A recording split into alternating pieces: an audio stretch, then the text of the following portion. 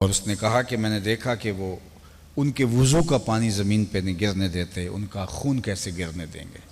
ایسا نفسیاتی دباؤ پڑا کہ اس کے بعد قریش مکہ کے ساتھ کوئی لڑائی نہیں ہوئی۔ فتح مکہ ہوا تو وہ بالکل سیدھا ہی ہو گیا، ایک کونے پہ تھوڑی سی مزاحمت ہوئی، ورنہ کوئی ایسی نوبت ہی نہیں آئی۔ اور بھی مختلف مواقع تھے کہ صحابہ حضور کے وضو کے پانی کو زمین پر نہیں گرنے دیا، بلکہ اس سے بڑھ کر حضور لعاب ڈالتے تو وہ کسی کے ہاتھوں پہ ہوتا۔ حضور علیہ السلام نے پچنے لگوائے تو ایک لگن میں خون جمع ہو گیا، تو آقا کریم نے فرمایا کہ اس کو لے جاؤ، ایک صحابی سے کہا، اور ایسی جگہ بہا آؤ جہاں کسی انسان کے قدم نہ پڑیں۔ تو وہ گئے اور ایک پتھر کی اوٹ میں بیٹھ کے نوش جاں کر لیا۔ جب واپس پلٹے تو حضور نے فرمایا، ٹھکانے لگا ایک، جی حضور ایسی جگہ جہاں کسی انسان کے قدم نہیں جا سکتے۔ تو حضور مسکرائے اور فرمایا، لعلک شربت، شاید تم نے پی لیا ہے۔ قال نعم، جی حضور۔ تو آقا کریم نے فرمایا، یا غلام قد حررت نفسک من النار، اے بیٹے تو نے اپنے آپ کو آتش دوزخ سے آزاد کر دیا ہے۔ یہ مظاہر ہے محبت کے، یہ صحابہ کا ایک انداز تھا۔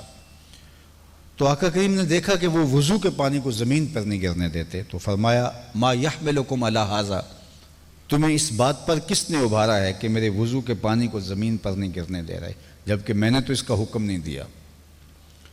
جب محبت آتی ہے تو اپنے تقاضوں کے ساتھ آتی ہے، جب محبت آتی ہے تو پھر محبوب کے لیے آداب محبت کے ساتھ جڑے ہوئے ہوتے ہیں۔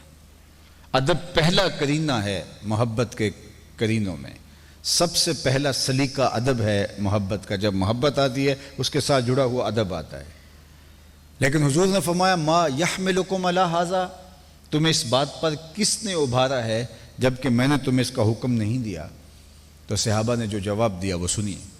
انہوں نے کہا، حب اللہ و رسولہ، اللہ اور اس کے رسول کی محبت کی وجہ سے ہم ایسا کر رہے ہیں۔ تو آقا کریم نے ان کے اس جذبہ صادقہ کی نفی نہیں کی، لیکن فرمایا کہ جو چاہے اللہ اور اس کے رسول سے محبت کرے اور اللہ اور اس کا رسول بھی اس سے محبت کرے تو اس کو 3 کام کرنے چاہیے۔ یعنی تمہارا یہ عمل میری محبت کا جو مظہر ہے یہ درست ہے، میں اس کا انکار نہیں کرتا، لیکن کہیں تمہاری محبت یہی نہ ٹھہر جائے، یہی نہ رک جائے، بلکہ جو یہ چاہے کہ وہ اللہ اور اس کے رسول سے محبت کرے اور اللہ اور اس کا رسول اس سے محبت فرمائیں تو اس کو 3 کام کرنے چاہیے۔ سب سے پہلے وہ جب بھی بولے سچ بولے۔ دوسری بات فرمایا کہ جب اس کے پاس امانت رکھی جائے تو اس میں خیانت نہ کرے۔ اور تیسری بات، اگر اس کی ہمسائیگی میں کوئی آ بسے تو وہ پھر اپنے ہمسائے کے حقوق کو ادا کرے۔ اگر تم یہ 3 کام کرتے رہو تو تمہارا یہ عمل، تمہارا یہ انداز الفت، تمہارا یہ دعویٰ عشق یہ بہت خوب ہے، لیکن اگر تم اپنے اس دعویٰ محبت کو، اس پیار کو اور اپنے اس انداز کو ہی جو ہے وہ فوکس کر لو اور دوسری جانب حقوق پامال ہوتے رہیں اور تمہاری عادات اور رویے اچھے نہ رہیں تو پھر میں تمہیں خاص طور پہ اس کی تاکید کرتا ہوں۔ ہمارے لیے بھی یہ حدیث سبق ہے۔ یہ مظاہر، یہ جھنڈیاں، یہ چراغاں، یہ عقیدتوں کے رنگ، یہ خوبصورت نعرے، یہ جو کچھ بھی ہے یہ حضور سے محبت کی علامت ہے، لیکن ہماری محبت صرف یہی نہیں رک جانی چاہیے۔ ہماری محبت صرف بنیروں پر چراغاں تک محدود نہیں ہونی چاہیے، بازاروں پر آویزاں کی ہوئی جھنڈیوں تک محدود نہیں رہنی چاہیے، صرف نعروں پر اور جلوسوں پر اور جلسوں پر ہماری محبت موقوف نہیں رہنی چاہیے۔ یہ مظاہر ہیں، اس کا بھی انکار نہیں ہے، لیکن حضور کا لایا ہوا دین، حضور کا مبارک اسوہ، حضور کی سیرت طیبہ، حضور کا بتایا ہوا دین حنیف، وہ ہم کو اپنے اندر اتارنا پڑے گا تاکہ وہ محبت جس کا ہمیں دعویٰ ہے اس کی تصدیق ہو سکے، اور ہم اللہ اور اس کے رسول سے پیار کے دعوے دار ہیں تو ادھر سے بھی کہا جائے کہ تم ہم سے پیار کرتے ہو تو ہم بھی آپ سے پیار کرتے ہیں، ہم بھی آپ سے الفت اور محبت کا ربط و رشتہ رکھتے ہیں۔ قل ان کنتم تحبون اللہ فاتبعونی یحببکم اللہ، اے محبوب فرما دو، اے لوگو اگر تم اللہ سے محبت کرتے ہو تو میری اتباع کرو، جب میری اتباع کرو گے تم محبت کرنے نکلے ہو، تم محبوب بن جاؤ گے۔ خود خدا تم سے پیار کرے گا اگر تم میری اتباع کرو گے۔ تو اللہ کے محبوب علیہ الصلوۃ والسلام کی اتباع ہمارا مقصود ہے، اور شریعت کا ہم سے تقاضا ہے کہ ہم اپنے آقا و مولا کی اداؤں کو اختیار کریں۔ جو محب ہوتے ہیں وہ تو حکم کا انتظار بھی نہیں کرتے، وہ محبوب کی چاہت پہ اپنا سب کچھ مٹا دیتے ہیں۔ محبوب نے کسی چیز سے منع کیا ہو تو باقاعدہ ان کو نہ بھی منع کیا ہو، محبوب کی ناپسندیدگی بھی ان کے لیے کافی ہوتی ہے۔ مدینہ المنورہ کی ایک گلی سے حضور گزر رہے تھے، وہاں ایک ایسا مکان بن رہا تھا کہ جو طرز تعمیر حضور کو پسند نہیں تھی۔ تو آقا کریم نے پوچھا یہ مکان کس کا ہے؟ تو لوگوں نے کہا فلاں انصاری صحابی کا۔ تو آقا کریم گزر گئے، کوئی اس انصاری صحابی کو ملا اور کہا کہ حضور علیہ السلام گزرے تھے، گلی سے تیرے مکان کو دیکھا، حضور کے چہرے پہ آثار پسندیدگی نہیں دیکھے گئے۔ 2-4 دن کے بعد دوبارہ حضور کا گزران ہوا تو دیکھا کہ وہ مکان گرا ہوا ہے، ملبے کا ڈھیر بنا ہوا ہے۔ تو آقا کریم نے فرمایا اس انصاری کو بلایا گیا، کہا میں گزرا تھا، میں تیرا مکان دیکھا تھا اور آج کیا دیکھ رہا ہوں؟ ملبے کا ڈھیر ہے۔ اس نے کہا جی حضور میں نے خود گرا دیا ہے۔ تو آقا کریم نے پوچھا کیوں؟ اس نے عرض کی سنا تھا آپ کو پسند نہیں، سنا تھا آپ کو پسند نہیں۔ میں اور آپ دیکھیں ہمارا کیا کیا حضور کو پسند نہیں، سر سے لے کر پاؤں تک، عقیقے سے لے کے ولیمے تک، نجی زندگی سے لے کر کے امور سیاست تک، گھریلو زندگی سے لے کر کے طرز معاشرت تک، ہمارا کیا کیا حضور کو پسند نہیں۔ مجھے بھی پتہ ہے میرا کیا کیا حضور کو پسند نہیں، اور آپ کو بھی پتہ ہے کہ آپ کا کیا کیا حضور کو پسند نہیں ہے۔ ہم کس کو دھوکہ دے رہے ہیں؟ اپنے آپ کو دھوکہ دے رہے ہیں، انہیں نہیں دے سکتے ہم۔ تو کہا حضور میں نے اس لیے گرا دیا ہے کہ میں نے سنا تھا آپ کو پسند نہیں۔ ایک صاحب بحرین سے آئے اور ایک عرصے کے بعد آئے، تو حضور کی خدمت میں انہوں نے سلام پیش کیا، آقا کریم نے اعراض کیا، رخ پھیر لیا۔ وہ سمجھے کہ اتفاقاً ہو گیا ہے، رش میں ایسا ہوتا ہے کہ ایک آدمی سلام کرتا ہے تو دوسری جانب توجہ ہوتی ہے، تو وہ یہ سمجھے شاید یہ اعراض قصدن نہیں، حضور کا رخ ویسے ادھر ہو گیا، تو وہ ادھر سے جا کے حضور کو سلام کرتے ہیں۔ آقا کریم نے پھر رخ پھیر لیا، سمجھ گئے کہ حضور علیہ السلام قصدن اعراض فرما رہے ہیں تو کوئی بات ہے، لیکن انہیں سمجھ نہیں آ رہی تھی کہ وہ بات کیا ہے۔ تو وہ صحابہ سے پوچھنے لگے کہ مجھے لگا حضور ناراض ہیں اور مجھے غور کیا ہے سمجھ نہیں آ رہی، آپ بتا سکتے ہیں ناراضگی کی وجہ کیا ہے؟ ہم سے تو کوئی بزرگ، والد، استاد، شیخ، عالم دین ناراض ہو جائے تو ہم اس سے پہلے ناراض ہو جاتے اگر ہمیں وجہ معلوم نہ ہو، لیکن وہ صحابہ سے پوچھتا پھرتا ہے کہ لگتا ہے حضور مجھ سے ناراض ہیں، میرے سلام کا جواب نہیں دیا، تو آپ بتا سکتے ہیں حضور کی ناراضگی کی وجہ کیا ہو سکتی ہے؟ تو انہوں نے غور کیا، کہا ہاں یہ تو نے جو سونے کی انگوٹھی پہن رکھی ہے یہ آقا کریم کی ناراضگی کی وجہ ہو سکتی ہے، اس لیے کہ حضور نے مردوں کے لیے سونا اور چاندی منع کر دی ہے۔ 4.5 ماشے سے کم وزن کی ایک انگوٹھی، اور وہ بھی 1-2 نہیں، وہ شریعت نے جائز رکھی ہے مرد کے لیے، باقی سونے کا 1 ماشا بھی جائز نہیں ہے، یہ عورتوں کا زیور ہے۔ ان الذهب والفضة حرام للذکور امتی، سونا اور چاندی میری امت کے مردوں کے لیے حرام ہے، اس طرح ریشم بھی حرام کر دی گئی۔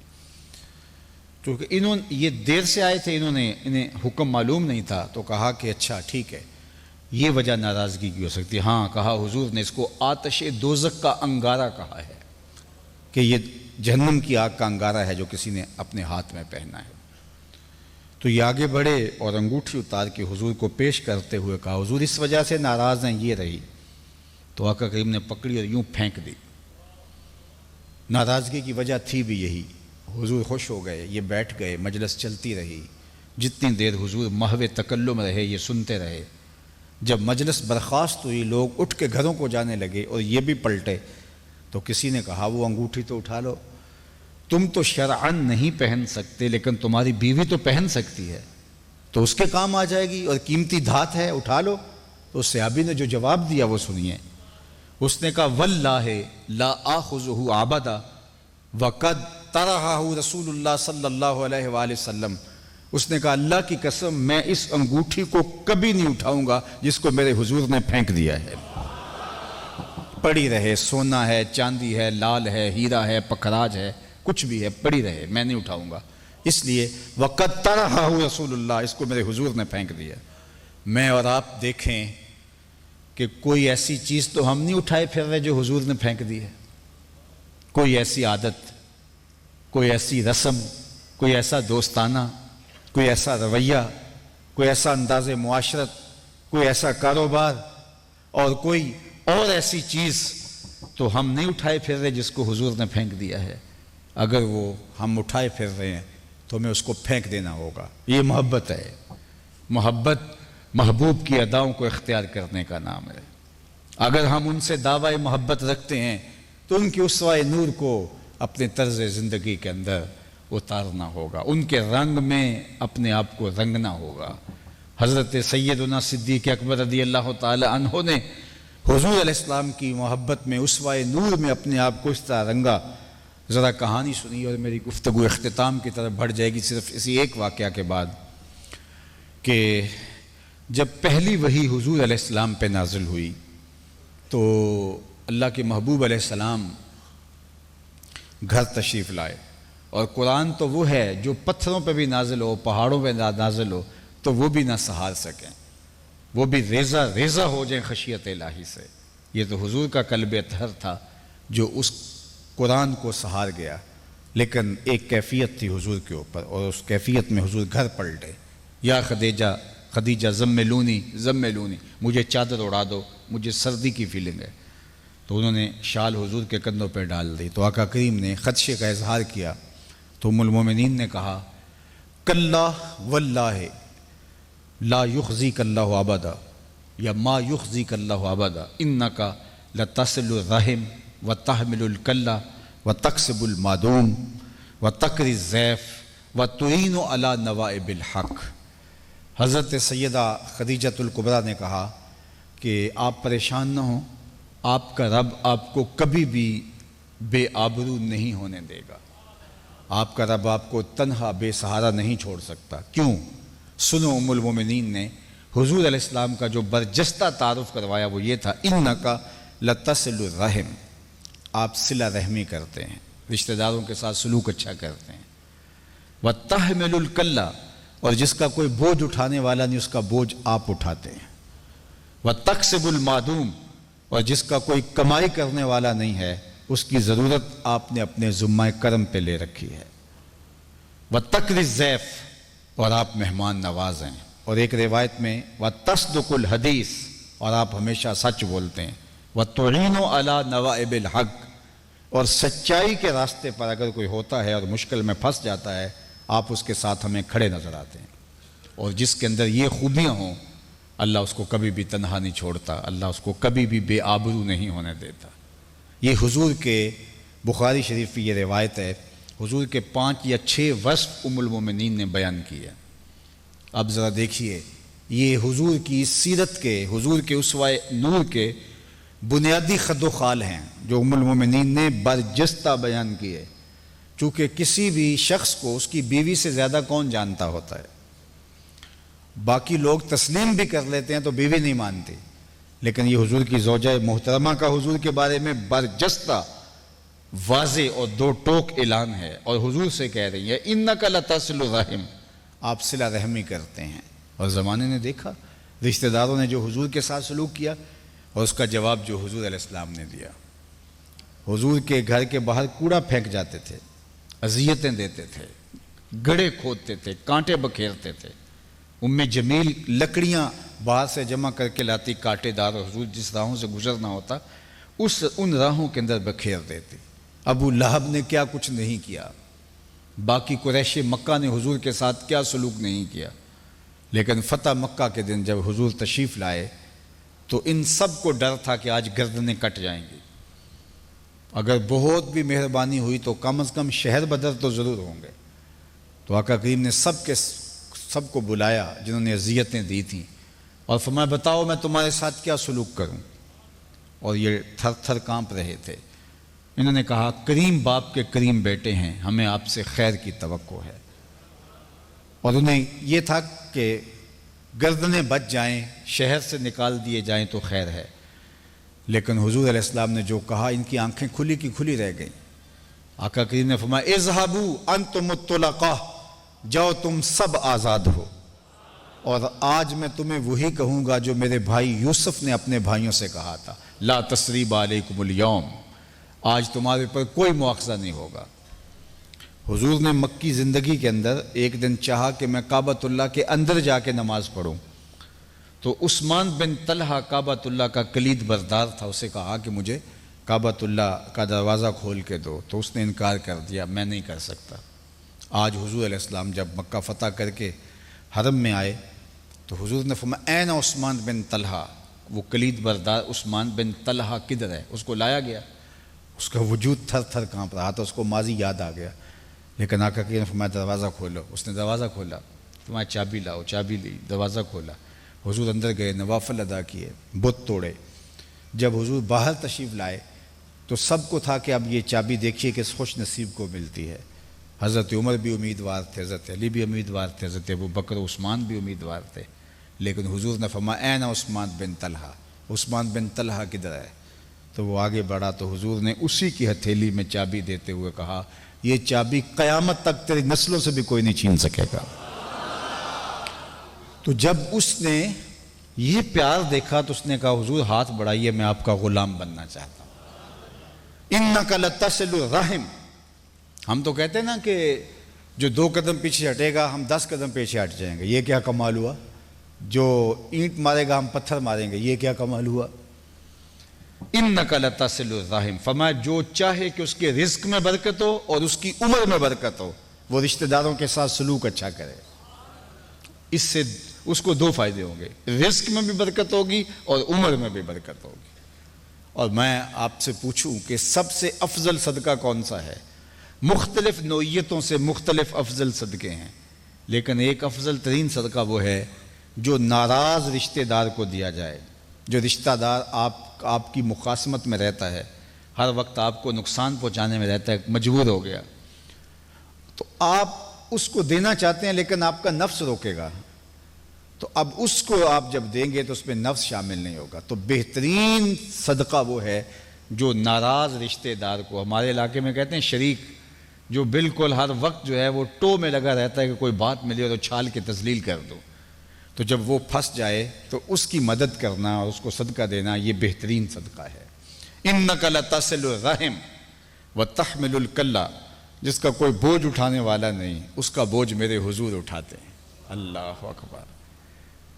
اور پھر تیسری بات فرمائی وَتَقْسِبُ الْمَعْدُومَ، جن کا کوئی کمائی کرنے والا نہیں ہے، حضور ان کی ضرورتیں اپنے ذمہ کرم پہ لے لے، ان کے کفیل بن جاتے ہیں۔ کثیر العیال ہیں، بیوگان ہیں، یتامى ہیں، مساکین ہیں، اراملہ ہیں، جن بیچاروں کی ضرورتوں کی تکمیل کہیں سے نہیں ہو پاتی، ان کے لیے کھڑے ہو جاتے ہیں۔ یہ بہت بڑی بات ہوتی ہے، ایک آدمی کئی خاندان اپنے زیر کفالت لے لے، یہ خود غرضی ہے کہ بندہ کہے کہ میں ہی سب کچھ ہوں، اور ایک طرف جو ہے وہ زندگی کی ساری آسودگیاں ہو اور دوسری طرف نان شبینہ بھی میسر نہ ہو۔ کس طرح حلق سے نیچے وہ لقمہ تر گزرتا ہے جب ہمسائیگی کے اندر بھوک ہو؟ ہمارا دین تو ہمیں یہ بتاتا ہے کہ اگر ہمسایہ بھوکا سو گیا تو 40 دن نماز قبول نہیں ہوگی۔ ہم نے کون سا دین سیکھا ہوا ہے کہ ہم ہمسایوں کو تکلیف میں دیکھ کر کے خوش ہوتے ہیں اور اپنا تفاخر کرتے ہیں کہ ہم امیر ہوتے ہیں؟ ایسا نہ کیجئے۔ میں سمجھتا ہوں کہ گلی میں 8 یا 10 گھر ہیں تو اس میں 2 یا 3 گھر ہوں گے جو غربت کی لکیر سے نیچے وقت گزار رہے ہیں، باقی اللہ کی کرم سے، اللہ کے فضل سے آسودگی میں کچھ متوسط ہیں اور کچھ اور بہتر ہیں، مخیر ہیں۔ تو اگر اس گلی کے لوگ یہ ذمہ داری لے لیں کہ ان کی بیٹیاں ہماری بیٹیاں ہیں، ان کی شادی ہمارے ذمہ ہے، ان کے گھر کا چولہا نہیں بجھنا چاہیے ہمارے ذمہ ہے، یہ کثیر العیال ہے، معذور ہے، بیوہ ہے، کوئی وجہ ہے، تو صرف گلی کے لوگ ذمہ لے لیں، صرف گلی کے لوگ، اور پورا ملک، پوری کائنات اس طرح خوشیوں میں اور برکتوں میں اور رحمتوں میں آ جائے۔ یہ میرے حضور کی دی ہوئی تعلیمات ہیں۔